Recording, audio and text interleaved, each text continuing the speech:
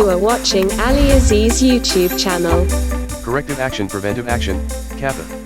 For fresh and experienced candidates. AliAziz Quality Education channel providing you the job best interview related videos, so don't forget the subscription button. Index. Introduction to CAPA. What is CAPA? Why implement CAPA? How to implement CAPA. Introduction to Corrective Action Preventive Action, CAPA. When illness strikes and we need medical attention, we put our trust in the medical products and caregivers to provide relief. We expect the care we receive is without fault. Fortunately, failure is not experienced frequently in healthcare and medical devices. When failure does occur, we demand a rigorous process of investigation be initiated to identify why it occurred. Corrective Action Preventive Action, CAPA, is a process which investigates and solves problems, identifies causes, takes corrective action and prevents recurrence of the root causes. The ultimate purpose of CAPA is to assure the problem can never be experienced again. CAPA can be applied in many disciplines. A few of these disciplines are manufacturing, product design, testing, verification and validation, distribution, shipping, transport and packaging. Use applications. What is Corrective Action Preventive Action, CAPA?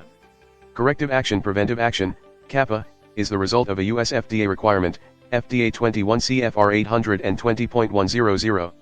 The CAPA requirement applies to manufacturers of medical devices and compels them to include CAPA in their quality management system, QMS. CAPA is split between two distinct but related functions. Corrective action, CA, is an extension of root cause analysis, RCA. The first goal of CA is to find the root cause, base event or error that preceded the problem. The second goal is to take action directed at the root cause or error. Preventive action, PA, is similar to lessons learned/read across. PA resembles the replication activity of design for Six Sigma, DFSS. Another example of PA in industry is yokoten, a Japanese term used by Toyota, describing a sharing across the organization. The primary goal of PA is to inform an organization and prevent the problem from returning in other facilities, lines or products. Why implement Corrective Action Preventive Action, CAPA? Identifying the root cause of failure is a key tenet of any effective QMS. When a problem occurs, it is often just a symptom of the real issue. Symptoms can be treated, but finding out why the symptom is experienced is the true purpose for implementing CAPA. Failure to implement an effective corrective action preventive action process is a violation of FDA regulations defining good manufacturing practice, GMP. Once implemented, the CAPA system must exhibit 10 objectives to meet the intent of the FDA 21 CFR 820.100 requirement. The 10 objectives of CAPA implementation are: verification of a CAPA system procedure, S, that addresses the requirements of the quality system regulation. It must be defined and documented. Evidence that appropriate sources of product and quality problems have been identified. Tracking of trends, which are unfavorable, are identified. Data sources for corrective and preventive action are of appropriate quality and content. Verify that appropriate statistical process control, SPC, methods are used to detect recurring quality problems. Verify the RCA work performed is aligned to the level of risk the problem has been identified with. Actions address the root cause and preventive opportunities.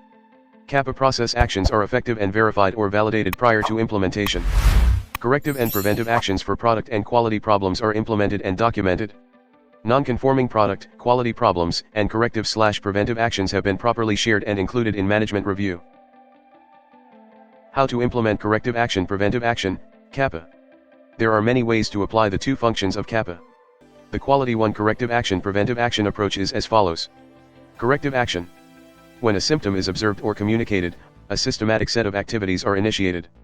The activities are intended to describe the problem in sufficient detail so that the team can identify a root cause path.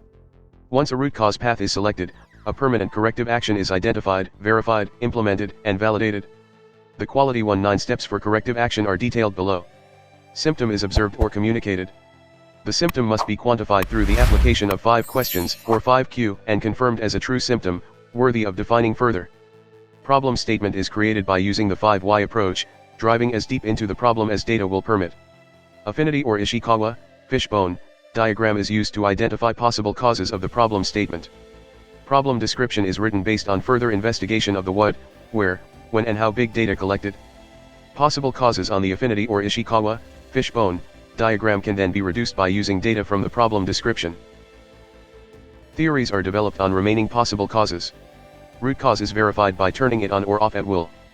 Permanent corrective actions are determined for root cause and inspection process, which also failed to stop the cause from escaping. Implementation and validation of the corrective action. Preventive action.